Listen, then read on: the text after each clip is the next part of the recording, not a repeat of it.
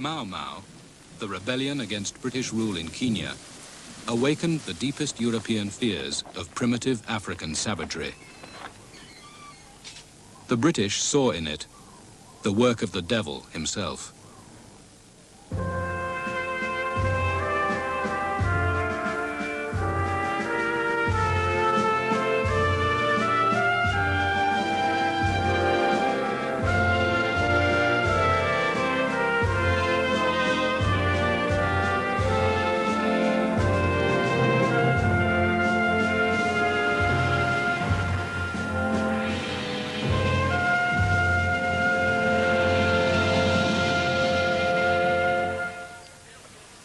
In 1952, when Sir Evelyn Baring arrived as governor, he faced a rising that was to shake colonial rule throughout Africa.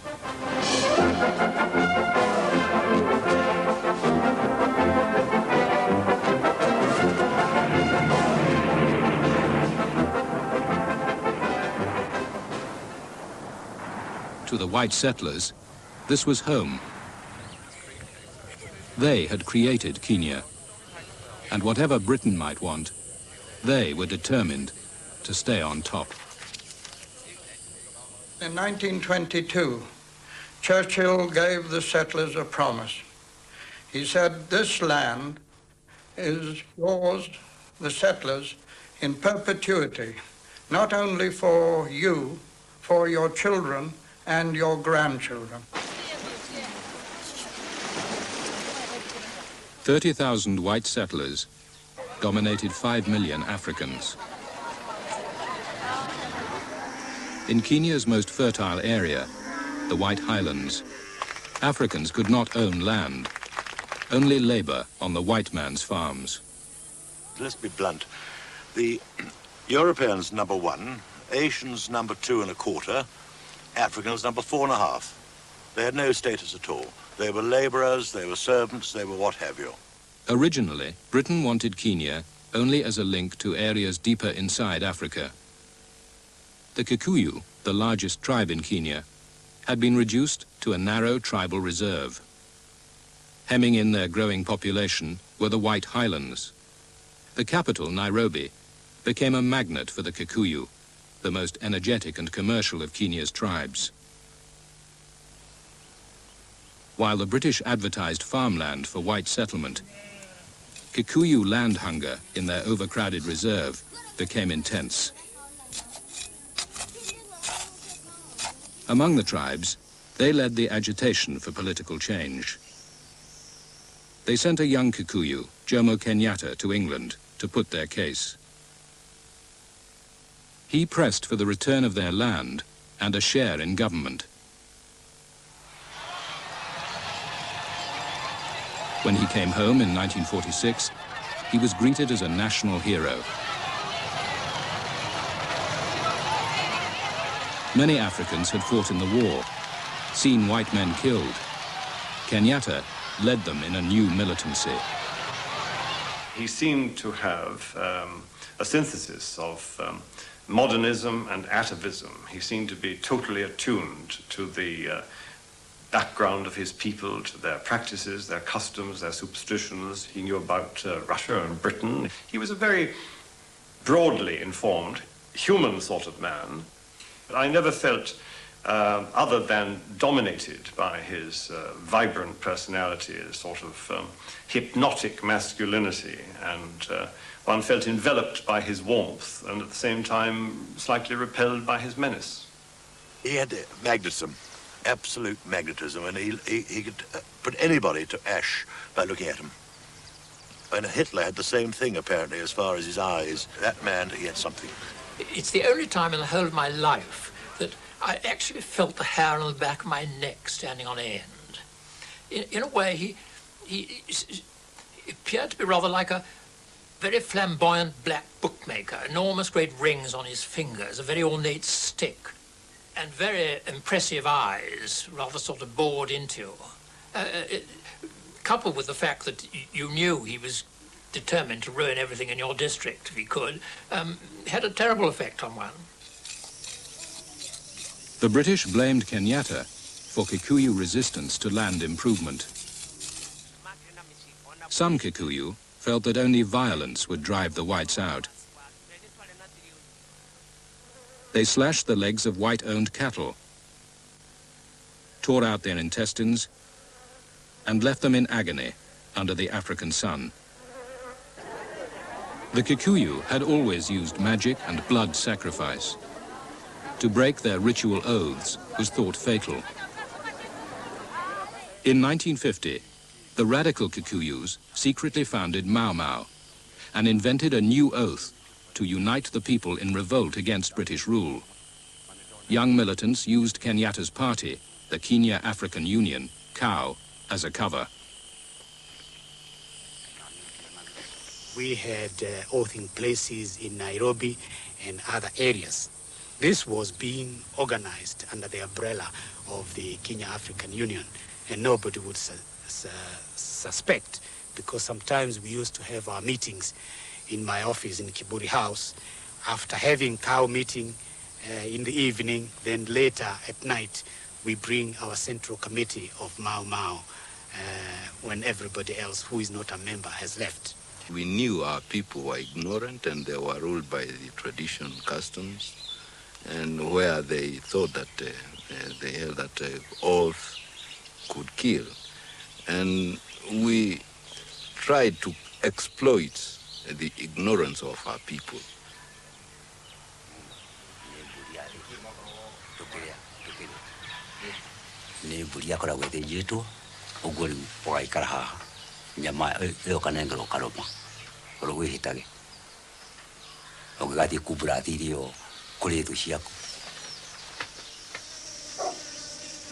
Mau Mau killed many pro-British Kikuyu and those who refused to take the oath.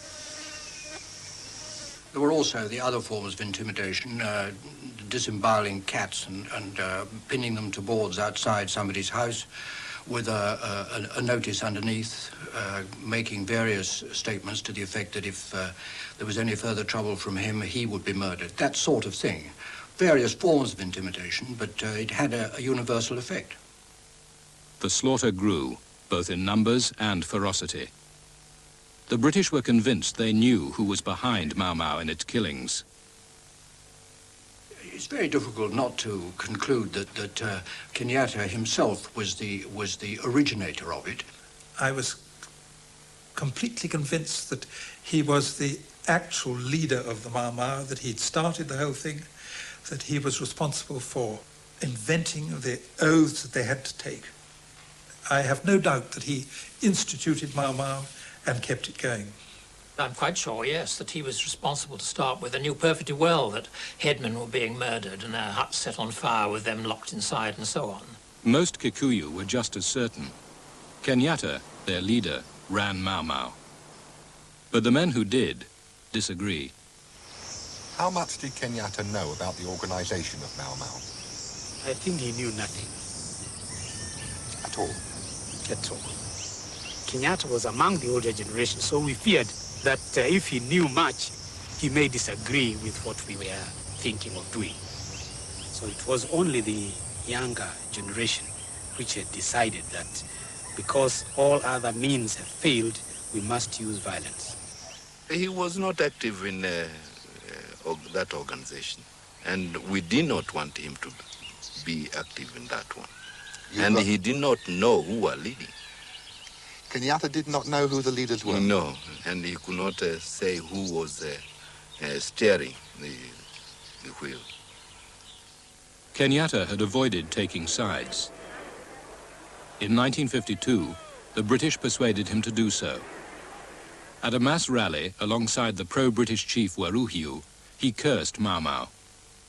I think he was cornered. They forced him to denounce Mau Mau, and I think he did not know what to do about it. So he used a Kikuyu proverb, which said that Mau Mau should go under the roots of the tree, Miriam Kongoe, and which actually means go into the drains and never to come back.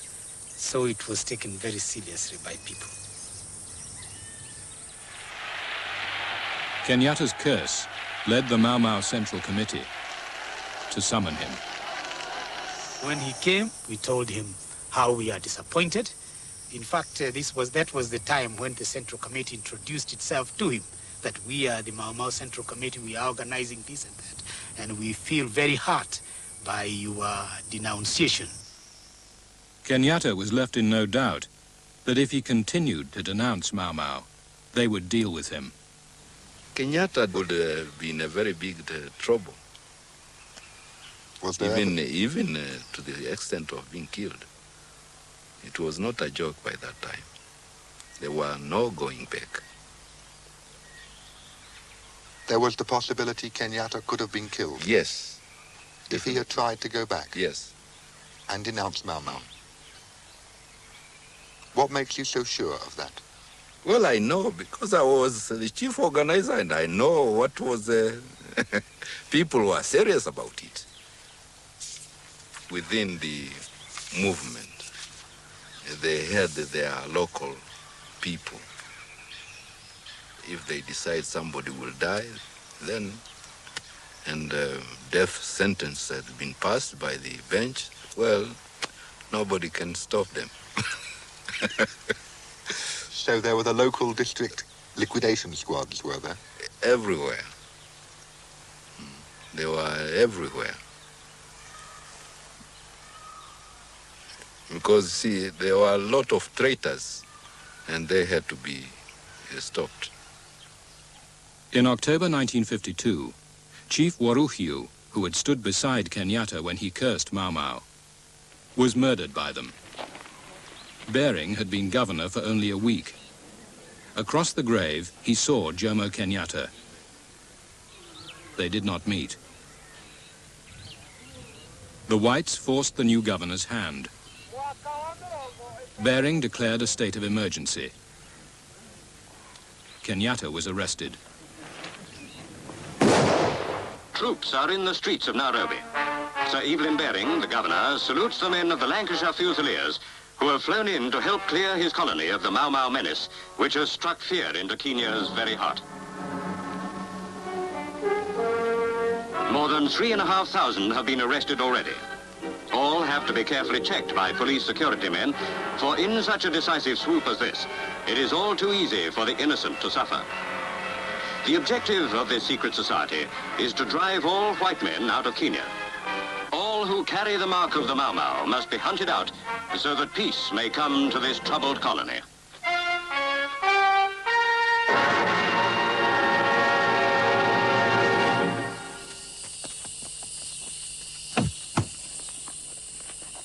Mau Mau reaction was bloody. From the Cathedral of the Highlands in Nairobi are borne the bodies of Mr. and Mrs. Roger Ruck and their 6-year-old son, Michael, a British family brutally murdered by the Mau Mau. The Rucks were friends of ours. The labourer on the farm drove the horses away from the house. And then they went out looking for the horses, and they came back to Roger in the evening, that's when they committed their atrocities, and said, "We found your horse, and we've now got the chap who pinched them. He's sitting in the back of your lorry." So Roger came round, took a look into the lorry, and they just started chopping him up from the back. Esme came out when she heard them shouting, and they just walked straight up to her and chopped her up with these pangas, as we call them. And the little boy started crying, and they went upstairs and they chopped up this little boy. Incensed by the murder of the Ruck family, 2,000 Europeans assemble outside Government House in Nairobi. Refused audience with the governor, Sir Evelyn Baring. The demonstrators attempt to storm Government House.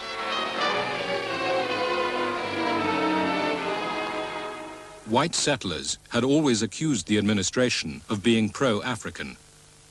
Now, they felt Baring was hiding behind a cordon of black police. By chance, inside Government House was a settler politician. Well, I went along to Baring, and he said, "You must go out and control the crowd." I will not go out. One day another crowd may demand my going out.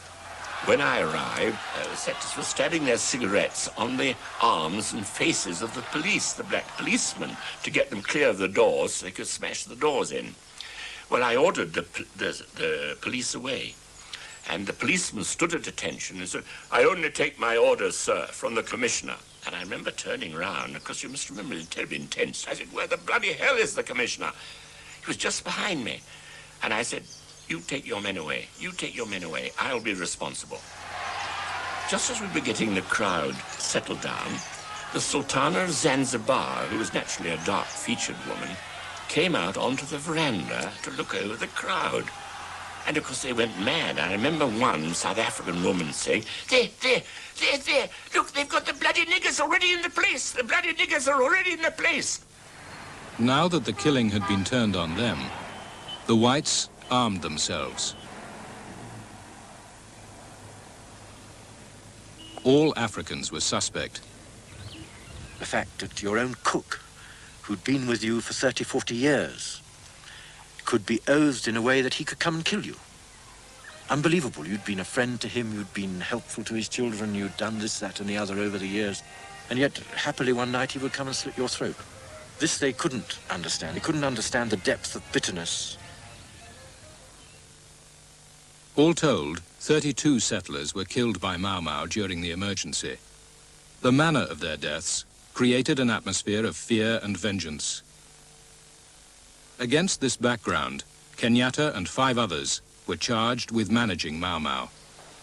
Why have a trial? We didn't want a trial. We thought it was a waste of time and it would only be publicity to Mau Mau, which a detention order would never have had. As it was, that trial went on for months and months and months. And so the people suddenly said, well, this chap must be a good chap. Now he's okay. He's been tried by the white people. They all thought that it's a rigged trial. And by God, it was. Pressure from the House of Commons forced the British to hold a trial. The police searched Kenyatta's papers for evidence, but they found no link with Mau Mau. The administration needed a conviction.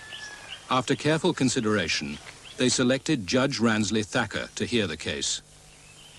Thacker was brought back from retirement on a very high fee to do the dirty work for the government. In fact, before that, one registrar and a senior judge told me that they had in fact been offered or asked to take this case on condition that they would promise that Kenyatta would be convicted, and they had refused to do so. Thacker confided in his clerk to say that it doesn't matter what the defense people say, they can do what they want, but I will make a cast iron judgment. I will make sure that my judgment is so well couched and so well written that even a court of appeal will not change it. I am going to make sure that they convicted and given the maximum sentence. He decided this right from the start. There's no doubt about it. The battles between the judge and Kenyatta's lawyers attracted world attention. What was not known was the arrangement between Judge Thacker and the government. Thacker, simultaneously while conducting the trial, was carrying on a correspondence with the government about special payments to be made to him, as he thought it might be dangerous to live in Kenya after bringing in a conviction. And therefore he might have to leave the country and retire somewhere else. And finally was paid a sum of £20,000. All sorts of obstacles were put in our way. Defense witnesses were threatened. In fact, in one particular case, when we brought about 10 or 12 persons to prove an alibi of Kenyatta or prove that in fact he did not do what he was supposed to do, including some ministers from the church and the chief and others, they were all arrested as soon as they gave evidence. One key prosecution witness, Rawson Macharia, gave crucial evidence that helped convict Kenyatta. 5 years later, he swore to a court that he had been bribed to tell lies.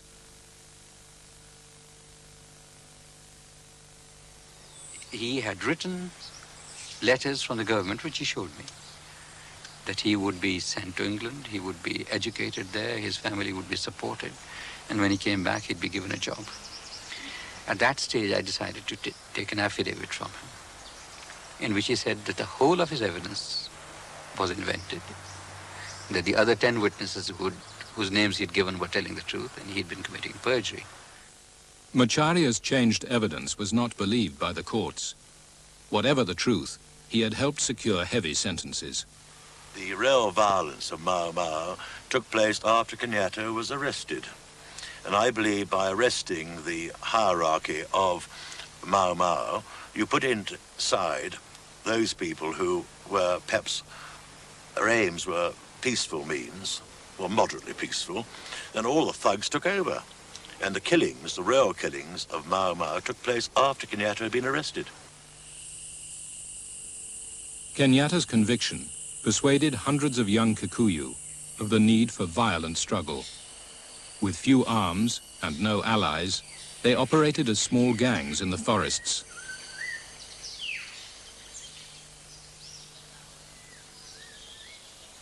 Mutito ihinda rĩa mbere rĩa gũthiĩ kwarĩ na heho ona ng'aragu nĩ kwarĩ tondũ gũtiakĩrĩ irio no gĩthaka na twacokire tũkĩmenyera heho na irio ningĩ nĩ twagĩcionaga na thĩna na tũkomĩrĩria nĩ ũndũ wa kwenda gwĩtia wĩyathi tũkona gũtirĩ ũndũ ũngĩ ũngĩtũma tiga no tũrũire mbara yo nyene.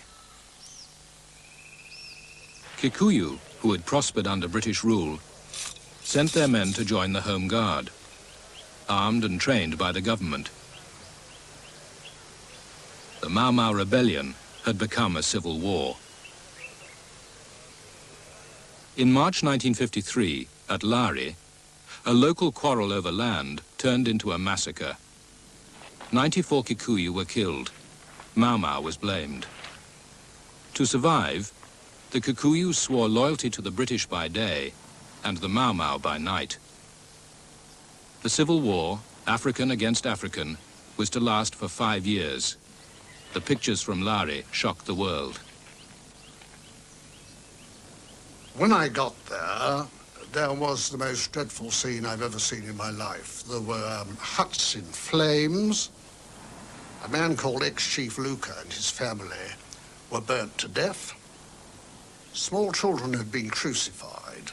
Bodies of other families had been mutilated.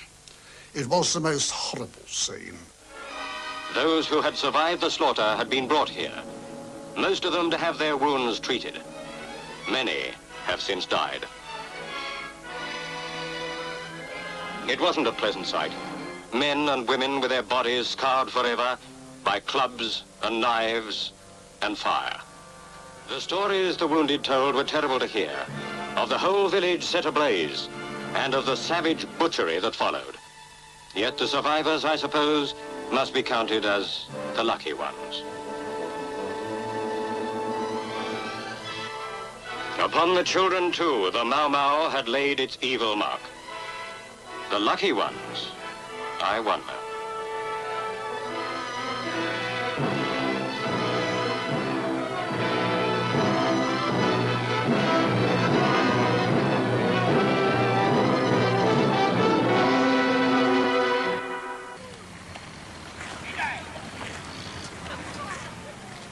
During 1953, the year after the emergency was declared, the British were desperate to uncover the Mau Mau gangs. We had to get information. We couldn't get information at all. At that stage, the Kikuyu were probably 90% on the side of the Mau Mau, and we felt in order to track down the terrorists, we did resort to third degree. When, on the rare occasions, we caught a terrorist and tried to interrogate him, to start with, there was no way you could get them to talk. And we and certainly the police and many of the police reserve tried methods that we would never normally accept. Electric shocks, that sort of thing. It was a waste of time. It didn't work at all.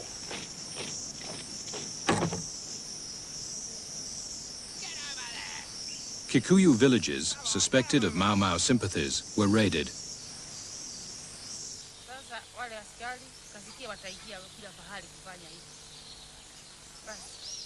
Sasa ndio tulikaa kidogo tukaona askari ya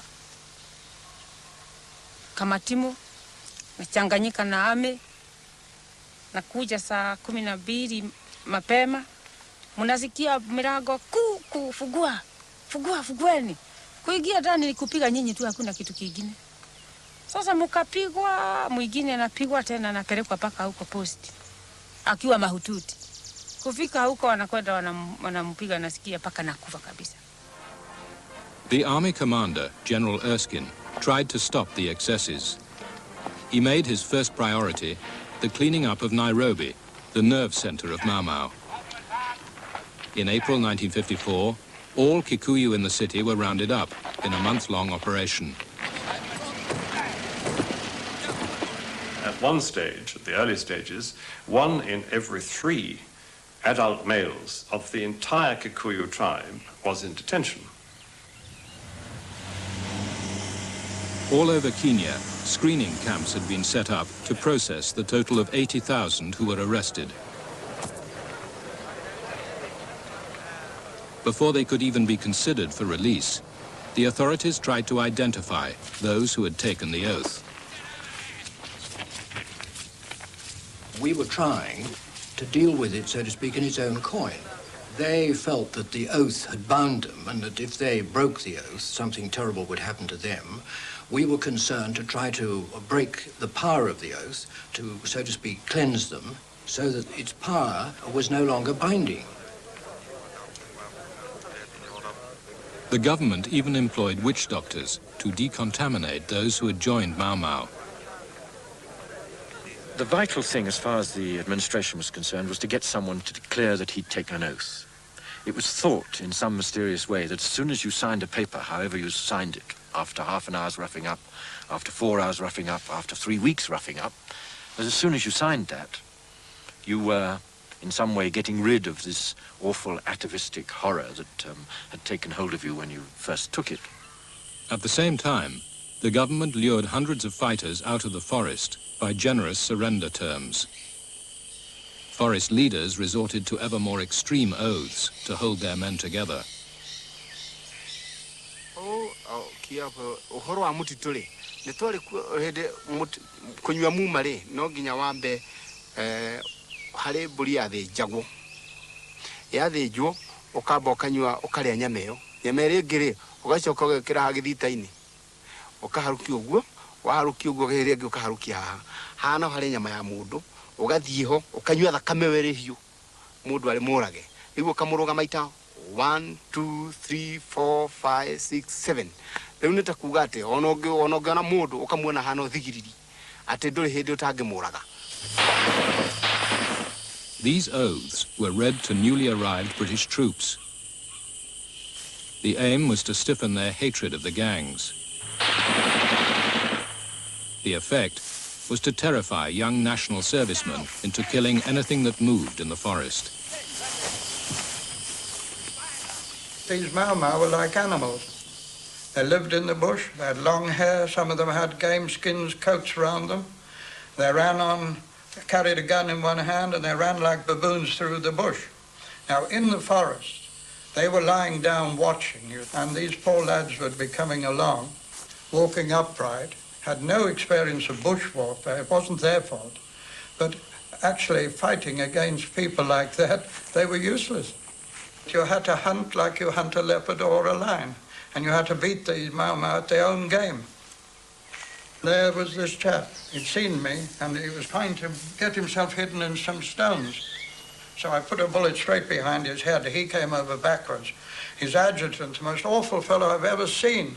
Tall fellow with one eye, long hair, had skins all over him, got up and he took a horrible look at me and took off, and I thought I could shoot him like this, and I shot and missed him.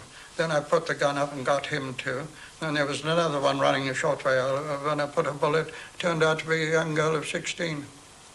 The ones they used to send in to get their food.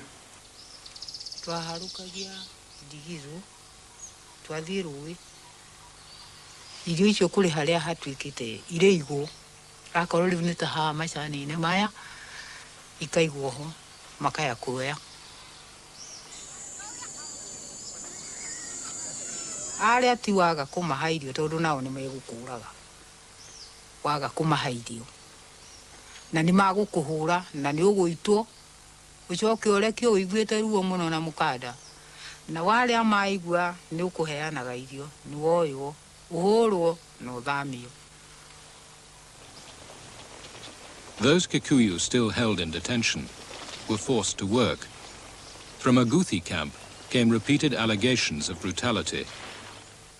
I would say that that camp was conducted with restrained harshness and severity, that it was extremely orderly and clean, but that probably a degree of physical violence was used to secure the obedience of those who might be thought to be a danger to the general stability of the camp. Ugathiururukio kihuragwo nginya kiara gikenja irima riria ringi ni gukua ndoo iri na meigua kaigerera na iri na mai ugatengerio kihuragwo nginyagia mai magwitikagire guku ukakorwo ugithunguka kagoto kari loud tamaita 20 tari uraiga karai kauthi kari kiongo unyitite utengeretio ni thigari nacio ile laini o kihuragwo yani kuiga thigari uthire hari muthigari o kiguthagwo ugithiagira hari muthigari o kiguthagwo.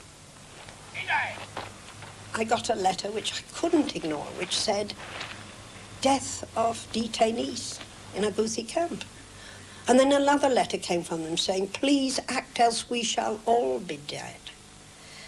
And therefore one had to, I always sent it to the Secretary of State, of course, for verification. But what was so infuriating was that he always had an administrative inquiry, which meant that the very people who were in charge of the security forces who were committing these atrocities were the ones who sat in judgment on the case. And the whole instinct of the Europeans and those in charge was to cover up, always cover up. The colonial secretary, Alan Lennox Boyd, continued to stand by the Kenya government. We were certainly pretty nervous. As civil servants to the Secretary of State, we were very anxious that nothing disastrous should happen. But I don't recall any occasion on which any, as it were, explicit request was sent out to the governor by the Secretary of State, keep the violence down. Probably there was more done that didn't come to light than actually did come to light. But Lex Boyd was conscious that there was this hidden bit of the iceberg of violence, I don't know. But being an astute politician, he couldn't have been totally blind. No. I think we all realise there must be a lot more. If there were one or two things going on, there probably was a lot more. It was intrinsic in the whole attitude of the government of Kenya, as blandly endorsed by the Secretary of State, that an African life wasn't as important as a European life. That was the whole, almost subconscious approach of those in charge. The entire Kikuyu population was uprooted and herded into protected villages with home guards and watchtowers. This isolated the rural people from the gangs. They had to build their own villages. It was done by compulsory labor, and we surrounded the villages in areas I was with ditches with spiked bamboos in the bottom. So it really was extremely difficult for anyone or any animal even to get through them. Villagization removed the Kikuyu people from their farms into glorified concentration camps, where they were given 23-hour curfews, and as a battle measure, it was very effective. It stopped food supplies to the forest.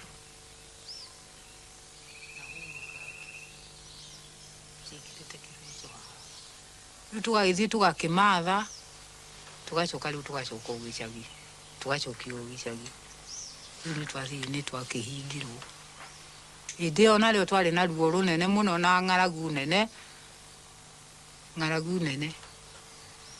tondu natuo tuirio turia turi mugunda mau ni kimathire. The measures worked. The tide was turning against the gangs. Growing numbers of Kikuyu came over to the government. Bering hoped that land reform and money for farmers would win over the remainder. While the chiefs accepted medals, the masses still looked to Kenyatta as their leader. We were telling them that Kenyatta would never, ever return to the Kikuyu country. Never, ever. And we were making this promise to the loyalists, we were making it to the general public. This was, of course, supplemented by the fact that Kenyatta's name, his house was totally removed, his name was removed from everything. He was now to be a non-person. We do understand and realize the fears of the European minorities in Kenya. They regard or link Jomo Kenyatta with Mau Mau or terrorism. But we, the African people, know that he is a sincere leader of his people who had devoted all his time to the benefit of the ordinary man. In October 1956, the most wanted Mau Mau fighter of all, Dedan Kimathi, was captured, then tried and executed. The war against the gangs was all but over. Officially, more than 11,000 Mau Mau had been killed. Those left in the forest posed no real threat. To avoid more African unrest, the colonial secretary, Alan Lennox Boyd, persuaded the settlers to accept an increase in the African share in government. The British were now keen to release the remaining detainees. But these were mostly young and violent. They had resisted all attempts to make them confess the oath. In the camps, they were out of control. There was not even the possibility of knowing who most of them were, because they made themselves bracelets, which they skillfully hammered like modern watch straps, out of the corrugated aluminium huts, and they were identified by their own identification and not by district or by name or by tribe or anything else. They had their own identity and their own command. The British attempted to regain control by dividing the prisoners into small groups. They hurled themselves into a vast, tangled human mass. And we then physically moved in and manhandled them without what you might call punitive force or intimidatory force, what later came to be known as compelling force. They were taken by the hand, leg, wrist, whatever, and dragged out and frog-marched with whatever force was necessary, which was considerable. To handle a tough young man physically is very difficult. Then at Hola Camp in 1959, the use of compelling force went too far. 11 prisoners, refusing to work, were beaten to death by African warders. The outcry shook the House of Commons. There we had the evidence, and I was able, through those documents, to prove to the House of Commons that these men had, in fact, been clubbed to death by illegal behaviour in the running of the camp. The government of Harold Macmillan was shaken when one of their own leading backbenchers, a former minister, savaged them. They had been warned that the policy which was being adopted could have this kind of result. Accordingly, the people who had adopted that policy must be held responsible for it. That was my argument, and that is my belief still.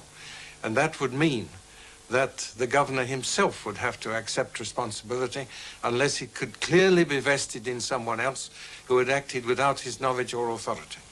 The people who were involved in Hola were the same people who had been involved in what is really a remarkable feat in getting over 70,000 Mau Mau detainees out of the camps, back into ordinary life.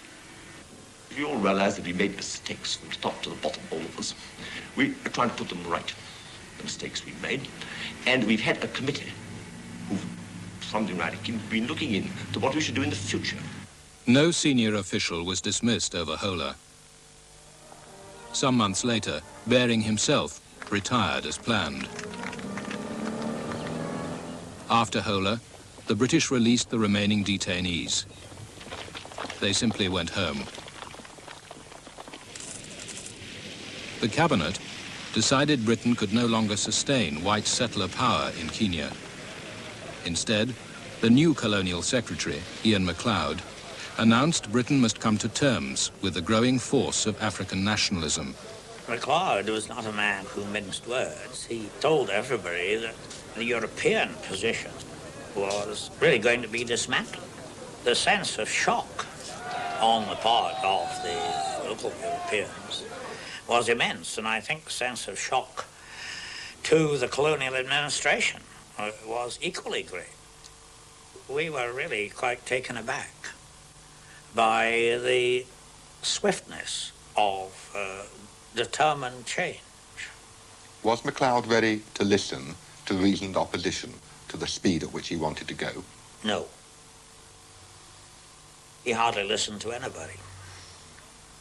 That chap can't look you in the eyes. He gave you a limp handshake, said he had no preconceived ideas. That meant he had every preconceived idea. And apparently he was a brilliant bridge player, and chicanery was his art of bridge playing. And as far as his politics is concerned, I think he stank. Why couldn't he tell us the truth? MacLeod played his cards carefully. In January 1960, he called all Kenya's leading politicians to a meeting in London. MacLeod and I were discussing the general position of decolonization, really, you know, and how the timing should go, when all of a sudden a man brought in a message, in other words, a telegram. And MacLeod opened this telegram and read it and gave a great start. And he turned and said, "My God, Michael, look at that, look at that. We're going to be the last in Africa instead of the first." And I read the telegram, and it was a message from our representative in Brussels to say that the Belgians had decided immediately to give the Congo independence. Now, that was a tremendous shock to me, because I suddenly realized that MacLeod wasn't at all interested in my fate or Kenya's fate. He was only really interested in whether the British are going to be the first or last in discarding the robes of colonialism. MacLeod decided to give power to the Africans faster than any of them expected. I believe that one day Kenya will be governed by a democratic government, representative and elected by the people. And by the people, I include anybody who decides to make Kenya his home. In how many years? And who accepts to be treated as an equal citizen with everybody else. After 4 weeks of argument, MacLeod decided it was time to call a halt. He allowed everybody to talk and talk and talk themselves out. I saw very interesting discussion, because when he knew that we had all talked ourselves off, then he actually came with his proposal. MacLeod announced, to general surprise, an immediate African majority in the Kenyan parliament. But before independence could be granted, two dangers remained. Kenyatta, the British believed, could bring chaos to Kenya. But popular African support for him was so strong that most African politicians now felt obliged to demand his release. Will you press for the release of Jomo Kenyatta? Certainly, yes. How? Again, by intensifying our efforts and more pressure on the British government and also the Kenya government, and using whatever influences we've gained from this present constitution for further efforts to secure his release. The other danger was the die-hard whites. They had always relied on support within the Tory party. They felt betrayed by the Prime Minister. Macmillan feared their hostility would topple him. We were naturally very upset. I mean, when you lived in a country like Kenya, you fought for it, and your roots were deep in the soil of Kenya, because it was our heritage. We'd been promised it was our land in perpetuity. If it was handed over to the blacks, one would have to leave, and your children would lose their heritage. Europeans, unable to accept the idea of black government, were already packing up to leave. To diffuse white anxiety, the new governor risked a black explosion. I repeat and confirm that in my view, Jomo Kenyatta's release would be at present a danger to security. The decision is mine.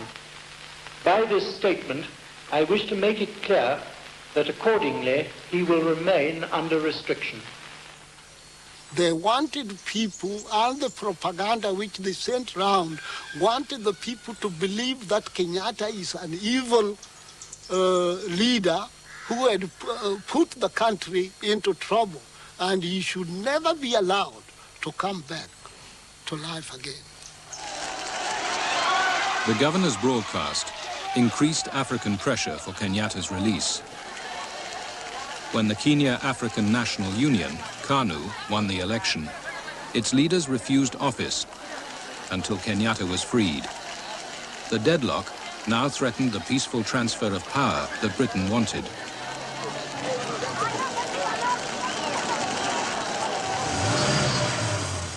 So, in August 1961, Governor Renison bowed to the inevitable. Jomo Kenyatta, the man he had called the leader to darkness and death, returned home to a tumultuous welcome. After his release, Kenyatta accepted the presidency of KANU, a party whose radical platform had included the seizure of European-owned land. The whites were horrified. KANU was a near certainty to take over when Britain left. KANU did give the impression of being excessively extreme. Land confiscation, nationalization of all industry, closing down of foreign investment, excessive Africanization. So naturally British interests were disturbed because they thought they would have an extreme, perhaps almost communist regime. Kenyatta surprised everyone, white and black.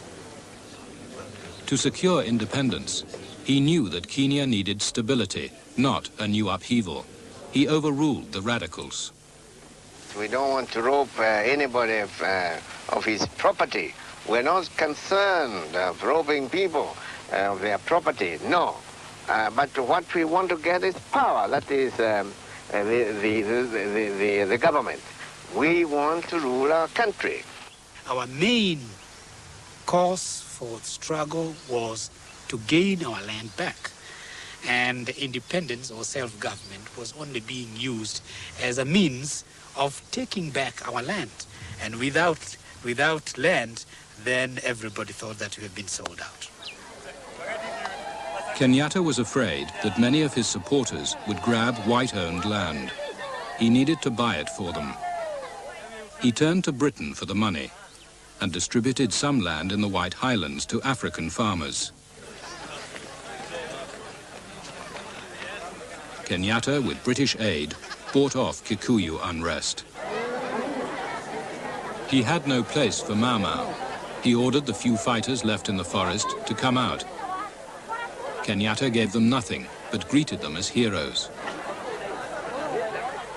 He's going to be an ordinary citizen because all he wanted to see is an African flag flying over Kenya. That's all he was important. What are his followers going to do with their arms?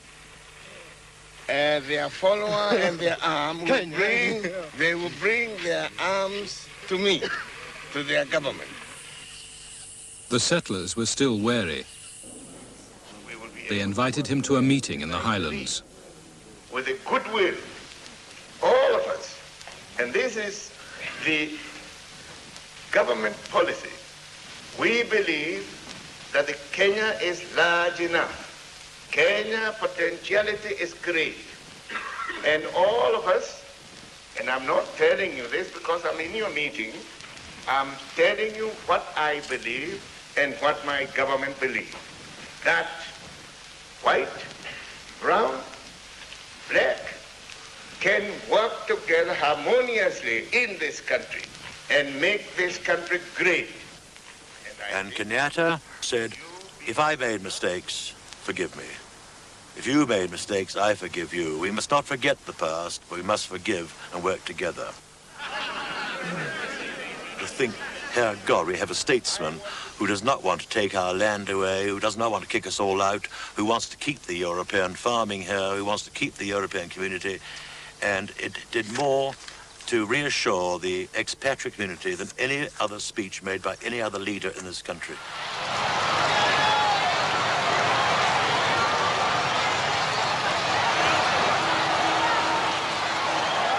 By Independence Day, The devil, whom the British had consigned to oblivion, had become the hero of white and black alike.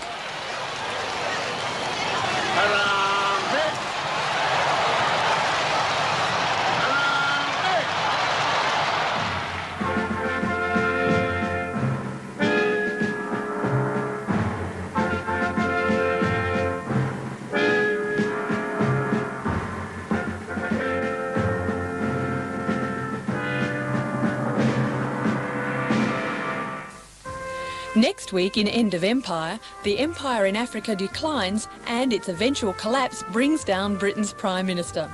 And don't forget to join us Tuesday night at 8 for the final program of Focal Point, which looks at the changing character of Sydney's historic Rocks area.